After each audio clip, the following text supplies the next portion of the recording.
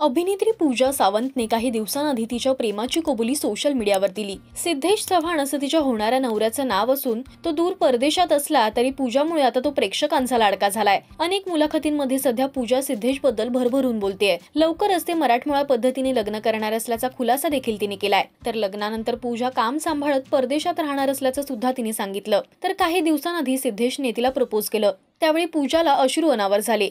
तर सिद्धेशने तिचा वाढदिवस सुद्धा छान असा साजरा केला। लवकरच पूजा मुसाफिरा या सिनेमातून आपल्या भेटीला येणार आहे। या सिनेमाच्या प्रमोशनसाठी सध्या ती व्यस्त आहे, त्यामुळे तिची आणि सिद्धेशची भेट होत नाहीये। त्याच्या सोबतचा एक फोटो पोस्ट करत तिने त्या पोस्टला प्रमोशनच्या कामामुळे मी तुला भेटू शकत नाहीये, पण मला माहित आहे माझ्या मनाला काय हवंय, मला लवकरच भेट सिडी असं कॅप्शन दिलंय। त्यावर सिद्धेशने बोजू मी तुला खूप मिस करतोय, मला लवकरच भेट अशी कमेंट केली आहे।